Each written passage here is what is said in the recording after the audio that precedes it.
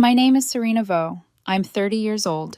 If you'd seen my life from the outside a few months ago, you probably would have said I had it together. Stable corporate job, tiny but decent apartment in the city, the kind of daughter who sends money home every month and never causes trouble. What you wouldn't have seen was how much of that life didn't really belong to me. It belonged to my family. My 20s weren't about backpacking through Europe or finding myself on some yoga retreat. They were about work, about saying yes to every overtime shift, every promotion, every side project, because every extra dollar had somewhere it needed to go. While my friends talked about saving for vacations, I was wiring money home to cover the electricity before it got shut off. When people joked about their parents wanting grandkids, mine wanted my login to their online banking. My mom floated between passion projects that always cost more than they made. My dad hadn't held a full-time job since I was in high school. And my older brother, Min, had become the family's walking lottery ticket, even though his startups never progressed past a Google Doc and a mood board. Every time one launched and died, someone had to clean it up. That someone was me.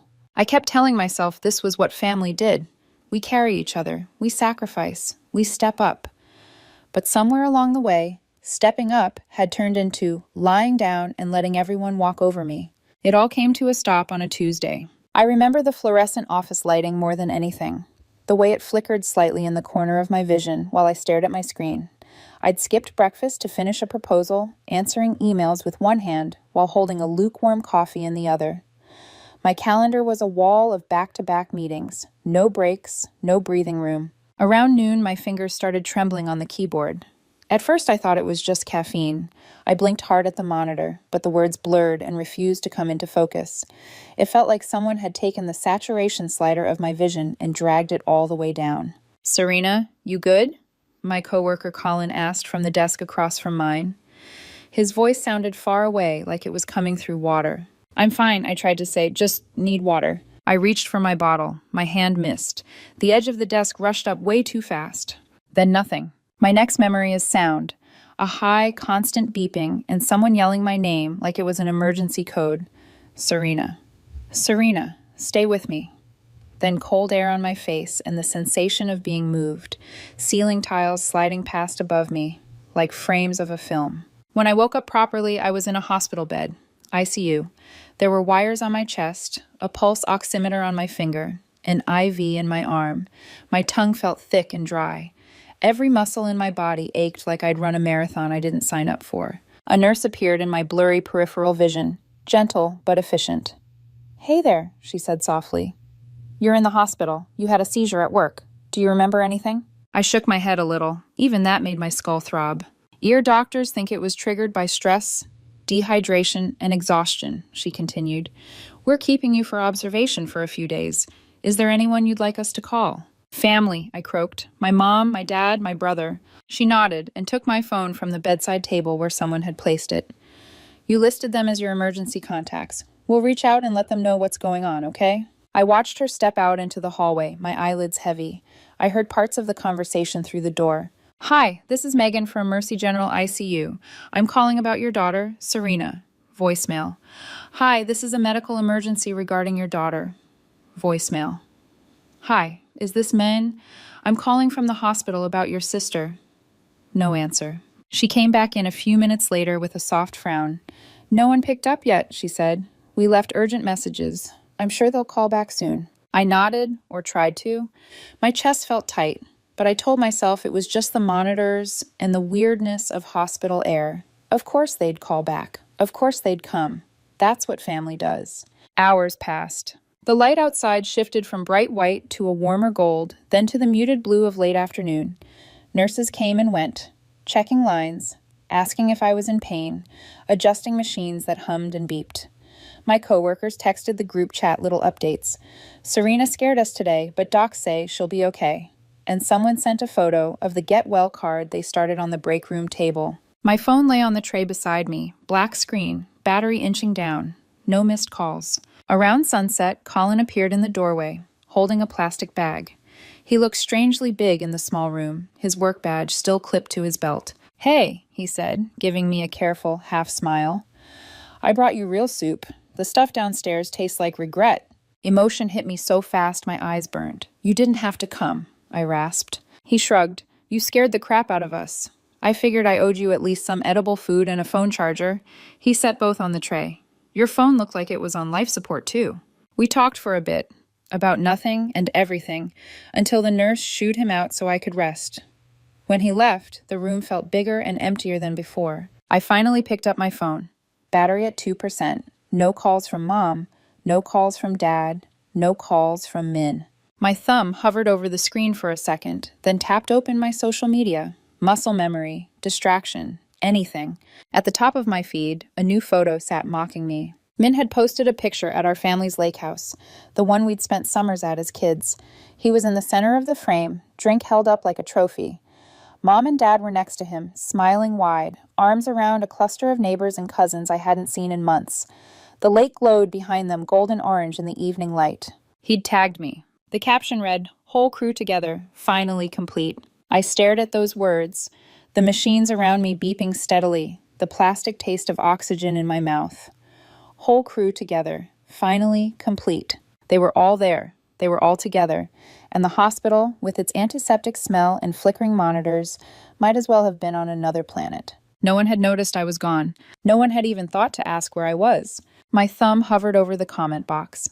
I imagined typing something. Sarcastic, bitter, devastating. Wish I could have made it, but I was busy having a seizure. Or, looks fun. I was in ICU if anyone cares. But I already knew the script. They'd say they didn't see it, or they'd spin it as me being dramatic, or worse, they'd ignore it completely and I'd be left feeling smaller than before. So I locked my phone and placed it face down. For the first time in my life, I chose silence. That night, one of my coworkers I barely talked to dropped off a care package. Clean t-shirt, face wipes, a stupid magazine. Another emailed HR to make sure my medical leave was sorted so I wouldn't have to worry about it. People who knew me in passing were checking on me, making sure I had what I needed. My family, the ones I'd been breaking myself to support, stayed silent. Day turned into night, night into another day. I did breathing treatments. I forced down bland hospital food. I tried not to flinch when the heart monitor beeped faster than it should. Every time the nurse came in, she checked the chart, not my phone. On day 5, my phone buzzed so violently on the tray that it woke me from a shallow sleep. I grabbed it, pulse spiking. 50 missed calls, most from my mom, some from Dad, 2 from Min, both made after midnight. My heart surged with a flicker of hope. Maybe they'd finally realized what happened. Maybe they were worried, until I saw the new message that had triggered the storm. It was from my mother. 4 words. "We need your help. Answer immediately." No. How are you? No. Are you okay? No. We heard you were in the hospital. Just need. I stared at the screen for a full 10 seconds before I hit call. She picked up on the first ring. "Serena," she said, breathless, as if she'd been running. "Finally. We've been trying to reach you for days." "I was in the ICU," I said, voice flat. I collapsed at work. There was a pause, barely half a second, then she barreled on. "Listen, this is urgent," she said. "Your brother's car finally died. It's a disaster. But there is this blessing. One of your dad's friends is selling his SUV, very good condition. We need $11,000. Today, before he sells it to someone else." I waited for her to ask how I was. She didn't. "You're still working, right?" she added. "You have savings. You always plan ahead. We can't let Min lose this opportunity. We'll pay you back, of course, when things are better." I looked down at the IV in my arm, the bruises on the back of my hand, the red imprint of the heart monitor stickers on my chest. They had ignored emergency calls from the hospital. They'd tagged me in a lake house photo, captioned, "Finally complete," while I lay hooked to machines. And now, the first time they bothered to reach me, it was because my brother needed a new car. Something inside me went very, very still. I didn't raise my voice. I didn't explain or defend or plead. I simply moved the phone away from my ear and hung up. For the first time in my life, the silence between me and my family didn't feel like punishment. It felt like the first real breath I'd taken in years. The irony was that I didn't set out to punish anyone, not at first. After I hung up on my mother's demand for $11,000, the ICU monitors still beeping steadily around me, all I wanted was space. Space to breathe. Space to not feel like a human wallet strapped to a hospital bed. Space to understand how the people I had spent my entire adult life supporting couldn't even pick up the phone long enough to ask, "Are you alive?"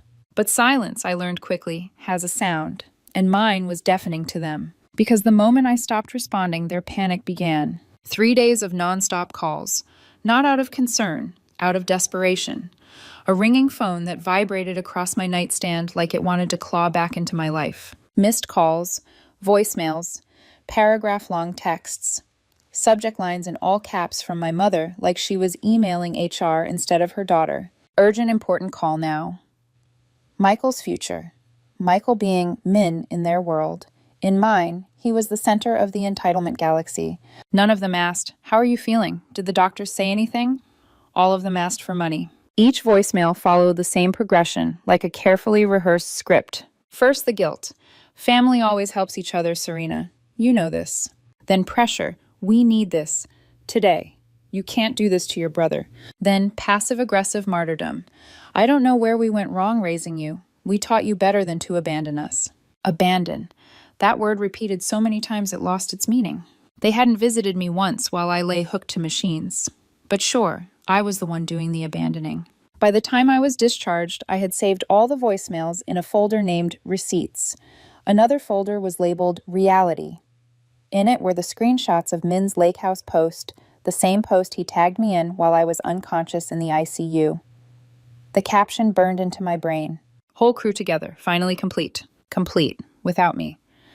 But somehow I was the glue that held their budget together. At home, I was still dizzy, still weak, still moving slow. Twice I had to crawl to the bathroom because standing made my vision go black at the edges. My fridge was empty, except for electrolyte drinks the nurse told me to buy. I sat on my couch with a blanket around my shoulders, listening to voicemail after voicemail, my dad's voice blending with my mom's, blending with Min's. Not one of them asked what happened at the hospital. Not a single one. I didn't respond. And it was incredible how fast the loving family tone disappeared when their demands hit a wall. 5 days after discharge, the voicemail that broke something in me arrived. It was from my father, normally the softer one, the one who used to pick me up from school with snacks in the passenger seat, who once stayed up until 3 a.m. helping me finish a science project he barely understood. But this version of him, the one speaking into my voicemail, was not that dad. His voice was sharp, disappointed. "We raised you better than this, Serena. I don't know what's gotten into you. We've always supported you. This is how you repay us?" Supported, he said supported. As if years of second jobs and side gigs and skipped meals and drained savings were somehow them supporting me. I didn't cry. I didn't yell. I didn't reply. I just sat there in my tiny living room, air humming with the memory of ICU machines, and realized something huge. My silence wasn't cruelty. It was the first boundary they'd ever been forced to recognize. And they couldn't stand it. I didn't hear a word from them for 10 days. 10 blissful days where my phone was quiet, my apartment was still, and I could focus on healing instead of drowning. Then came the call that detonated everything. It was from Aunt Linda, Dad's older sister, the one person in the family who never took sides, never meddled, never played favorites. She kept her distance from drama the way some people avoid gluten, strictly by principle. So when her name lit up on my screen, I answered. "Serena," she said, her voice calm but troubled, "I need to tell you something." She'd been at Min's birthday gathering. A big turnout at, of course, the lake house. The same lake house from the Instagram photo that cut me open while I was lying in an ICU bed. "They got him a car," she said. "Not the Lexus Min originally wanted, but something close. A used Audi." My stomach tightened. "Do you know how they paid for it?" "I was told nothing," she admitted, but something felt off. Of course it did. My mother has tells. Financial lies make her talk fast and smile too big. But that wasn't the worst of it. Aunt Linda took a slow breath. "Your mother told everyone that you cut off the family over a little disagreement, that you abandoned them without explanation, that you're going through some emotional phase. There was no mention of the hospital." My throat burned. But she wasn't done. "Then Min stood up to toast," she said, voice shaking with disgust. "To the people who show up when it counts," he said. "Not the ones who pretend to care when it's convenient." For a moment, I couldn't breathe. Not because of the seizure this time, because the betrayal was deeper than anything I'd imagined. I had spent years funding that man's failures, and now he was rewriting history to paint me as the villain, as the selfish sibling who stopped caring. "They laughed," she finished. "Everyone except me." She paused, then added softly, "It made me sick." And I realized They've built a fantasy version of reality where Min is the golden child and you're the afterthought. And they really believe it. I sat perfectly still. Something inside me, something that had been cracking slowly, gently, over months, finally snapped clean down the middle. Not with rage, with clarity. This wasn't family. This was extraction, a system that drained me dry and called it love. I thanked her for calling. Hung up, sat in the quiet of my apartment. Then I got to work. People think breaking points are loud, dramatic, explosive. Mine was silent, almost gentle. The apartment my brother lived in? Mine. Bought with my first big bonus because I'd wanted him to have a safe place after his roommate drama. I'd let him stay rent-free. He paid nothing, not even the water bill. Every time I asked, there was a new excuse, a new startup, a new timeline for when he'd finally get back on his feet. That night, I called my lawyer, filed an official eviction notice, had it posted on his door before noon the next day. No discussion, no warning, no negotiation. Just done. Then I closed every joint account they'd ever touched.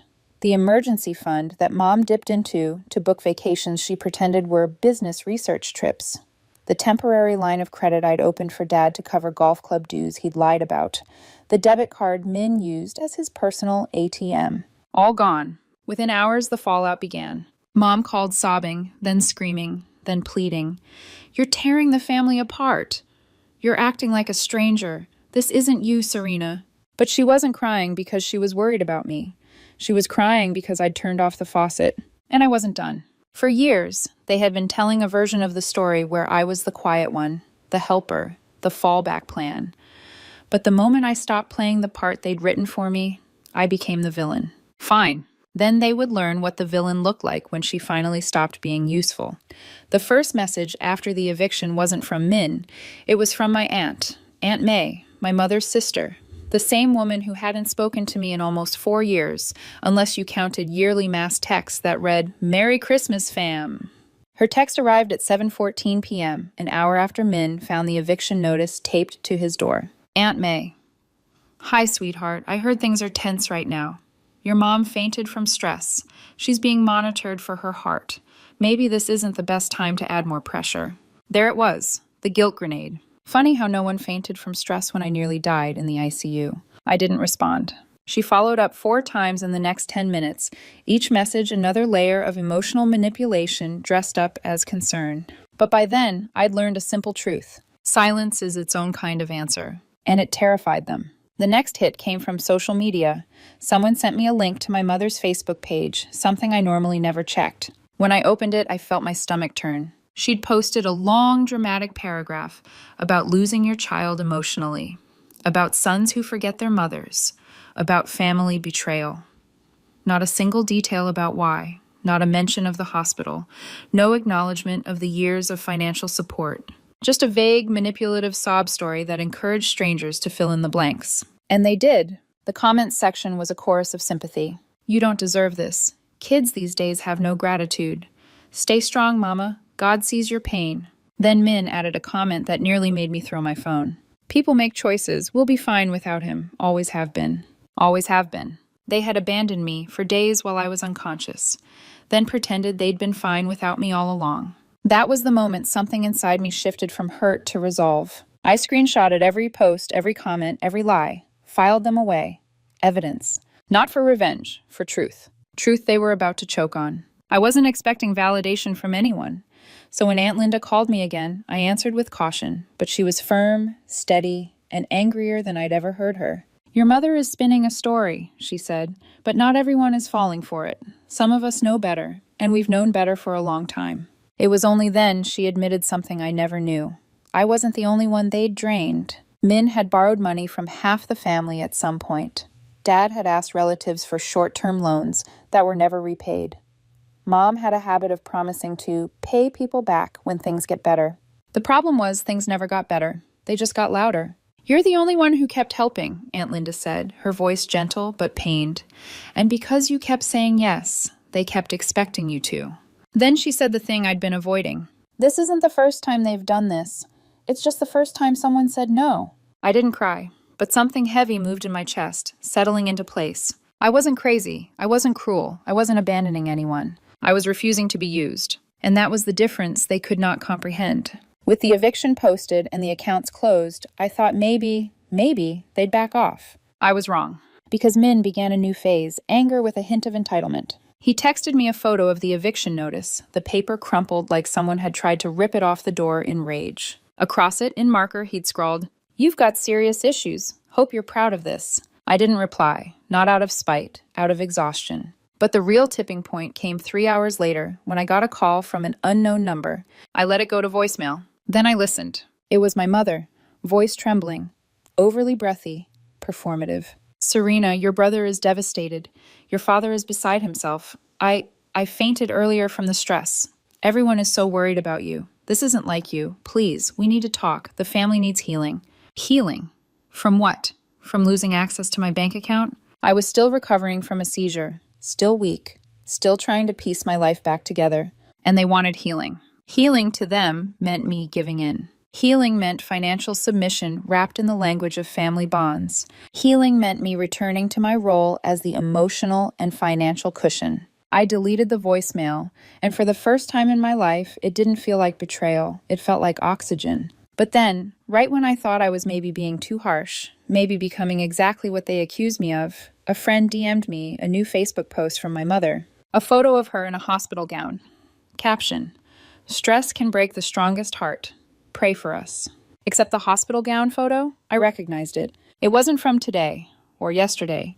It was from 3 years earlier, when she'd had a minor outpatient procedure and sent a selfie to the family group chat afterwards saying, "All good, going to Olive Garden to celebrate." She was using an old photo to fake a health crisis to manipulate public sympathy. That was when something in me snapped cleanly. They wanted drama, they wanted sympathy, they wanted attention. Fine, I'd give them truth. And truth hits harder than any performance. From that moment forward, I knew exactly what I needed to do. Not for revenge, not for spite, for closure. Real closure, the kind they couldn't distort or overwrite. Because they wanted to rewrite the story. But I was the one holding the pen now. If I had known what was coming next, I might have taken a moment to brace myself. But part of growing up in a dysfunctional family is learning that every quiet moment is just the pause before the next explosion. And this explosion shook everything loose. It began with a question I never imagined I'd ask myself. What if I'm not the only one they've taken from? Aunt Linda had hinted as much. My mother's dramatic lies on Facebook confirmed it. Min's entitlement proved it. And their collective panic, their need to rewrite the narrative, told me they knew something was coming. So I started digging. Not out of rage, out of necessity, out of self-defense, out of a very specific type of exhaustion that eventually becomes clarity. I opened old emails, bank statements, text threads, wire transfers, screenshots, promissory messages sweetened with empty promises of, "We'll pay you back when things are better." I organized everything into folders. There were 63 transfers from the last 10 years. Utilities, bailouts, rent, car repairs, business expenses for startups that never started, medical bills that mysteriously never cured anything. $12,864.52. I stared at that total. 10 years of choosing family over myself. 10 years of saying yes because saying no felt like betrayal. 10 years of being molded into the role they preferred for me. The responsible one. The provider. The silent one. Until the silence finally served me instead of them. Once I had the total, I did the most un-Asian child, un-eldest daughter coded thing imaginable. I called my lawyer. "Can we formalize this?" I asked. "Yes," he said, "we can." We drafted a formal repayment demand, not emotional, not personal, legal, documented, undeniable, with the receipts attached. It wasn't revenge. It was accountability. I mailed it certified and waited, because I already knew the pattern. Silence, shock, outrage, then the performance. And right on cue, the performance began.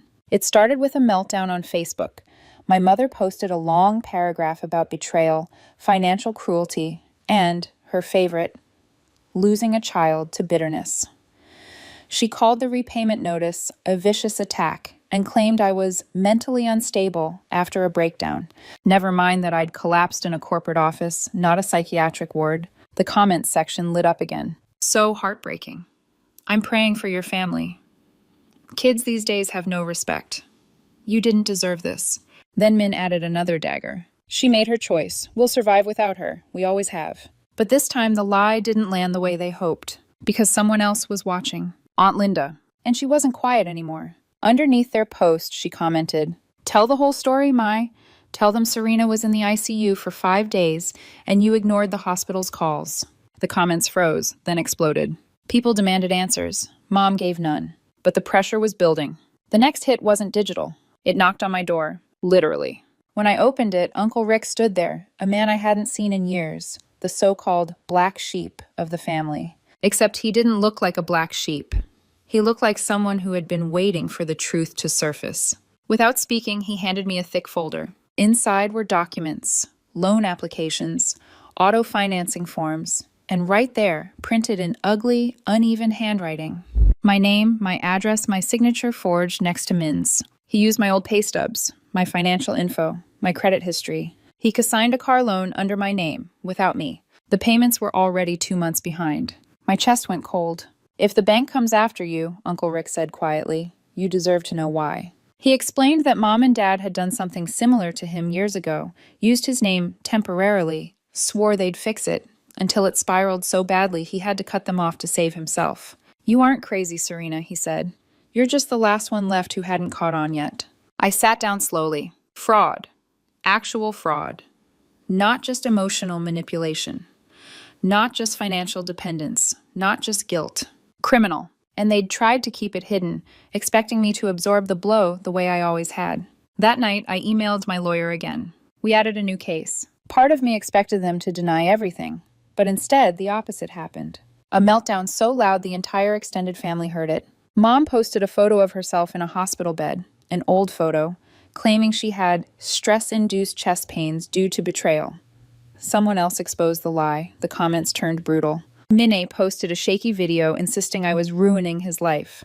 Someone replied with the actual loan documents attached. Dad wrote a cryptic message about children destroying families, and the replies were filled with screenshots of my hospital visit and the lake house photo. Their narrative was collapsing under the weight of its own lies. And then came Min's call. A new number, a new tactic, the same old entitlement. "Why are you doing this?" he demanded. "You were always the one who saved us. What's wrong with you? What changed?" I almost laughed. What changed? I collapsed. You didn't show up. I survived anyway. I stopped paying for you. You noticed. That's what changed. "You have 5 days to get your things out of the apartment," I said. "After that, you're trespassing." "You can't do this," he snapped. "I already did." He hung up. 3 hours later, Mom started calling people claiming I'd lost it mentally. I knew she was desperate because she called a girl I hadn't spoken to since high school to check on me.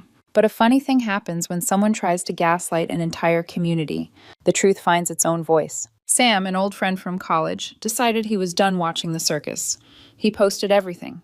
Every screenshot I'd shared, every bank transfer, the forged documents, the lake house photo from the week of my collapse, the Facebook lies, everything. No commentary, just facts. It went semi-viral within our community. The next day, Mom deleted her account. Dad locked his. Min turned off comments. Meanwhile, I turned off my phone, pulled a blanket over my legs, and breathed fully for the first time in years. Not out of victory, out of release. Then came the twist I didn't see coming. It happened on a quiet Thursday afternoon, a knock on my door. A woman stood there holding a little boy's hand. "Are you Serena?" she asked. I nodded. "I'm Ellie," she said, "and this is Min's son." I felt the air go out of my lungs. Min had a child? No one told me. Of course no one told me. She explained everything in slow, exhausted detail. She left Min a year ago because of his lies. He recently reappeared, claiming I was ruining his life, begging her to help. She thought it sounded suspicious, so she started digging online, found the Facebook meltdown, found Sam's post, found the documents. "I'm not here to take anything from you," she said, voice steady. "I just want you to know that if this goes to court, I'll testify. People need to stop enabling him." I thanked her. After she left, I called my lawyer. The cases moved faster than expected. 5 days before the repayment deadline, their lawyer, an exhausted man with a forced, polite tone, called to negotiate. He offered a formal apology, a promise to try harder as a family, and asked if we would consider dropping the lawsuits. I didn't even hesitate. "No," I said, "we're moving forward." A week later, the court date was set. That was when they broke, completely. Their lawyer called again. "We can repay the full amount," he said reluctantly, "if your client agrees to sign a confidentiality agreement." I agreed, with one condition. Min had to sign a written confession about the fraud. It wouldn't be filed unless they violated the agreement again, but it would exist. A permanent reminder. 2 days later, they signed, and the money hit my account. Suddenly, the people who had drained me for 13 years could no longer touch me. My silence was no longer their leverage, it was my shield. I changed my phone number, closed every account, updated every emergency contact, told HR to remove my family from any documentation, cut the last emotional tie that had chained me to caretaking since I was 18. And I didn't look back. A month later, Aunt Linda called to tell me the final update. My parents had lost their house. Min's credit was ruined. The used Audi was repossessed. No one wanted to co-sign his next scheme. Their GoFundMe closed at $83. From 3 donors, 2 of which had suspiciously similar names to my mother's cousins. They couldn't rebuild a fantasy when everyone finally knew the truth. And they couldn't reach me because there was nothing left to take. For the first time in my life, I wasn't their provider. I wasn't their backup plan. I wasn't their silent safety net. I was just Serena. And that was more than enough.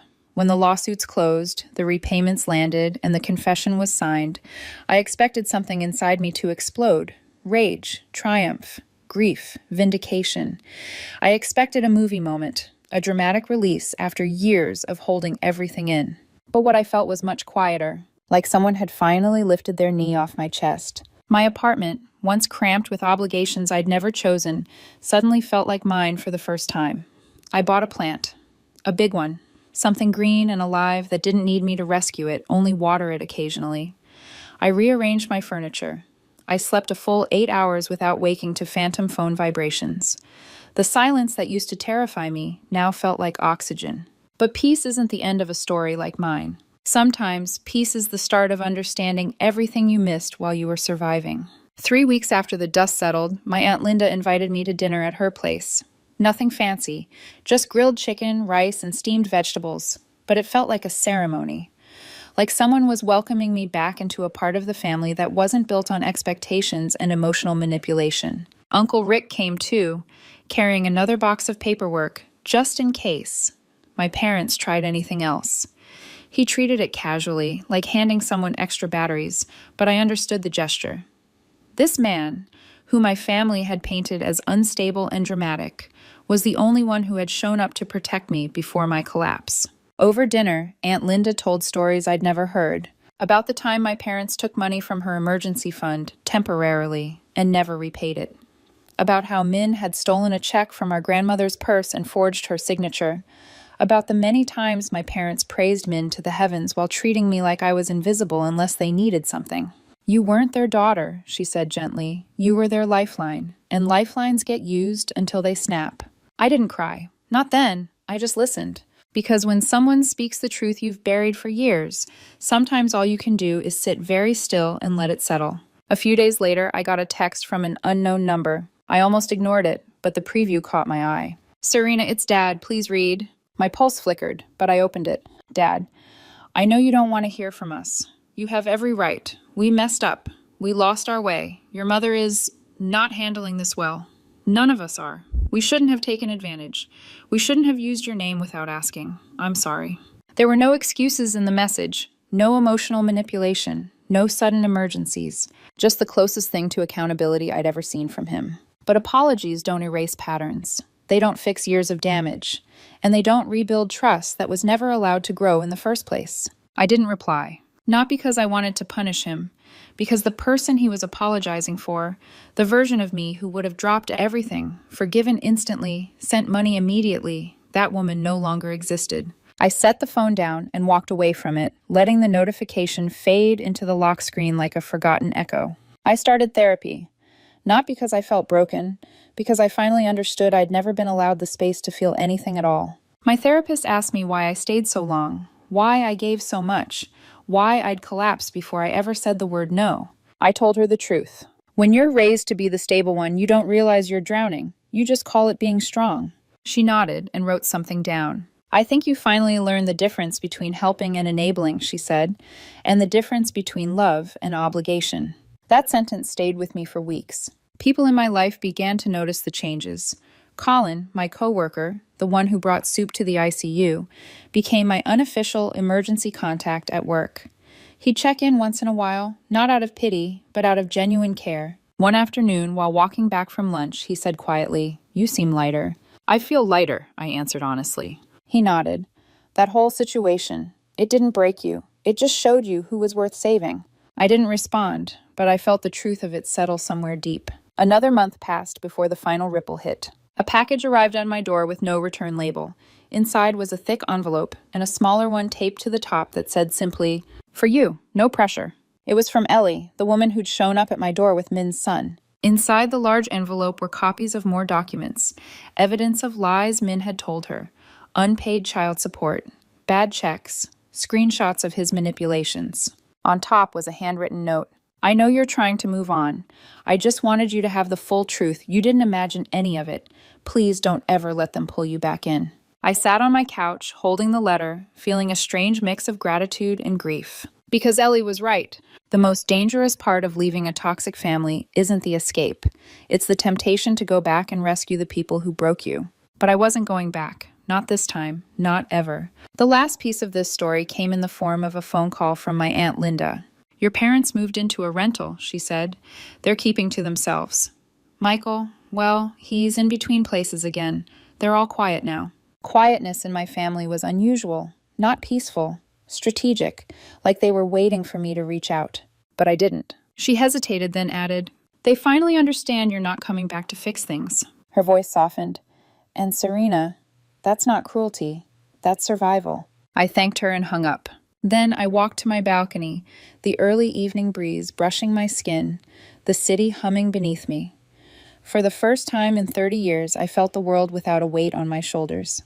The past was behind me. The fight was over. The silence wasn't heavy anymore. It was freedom. And for the first time in my life, I wasn't holding my family together. I was holding myself.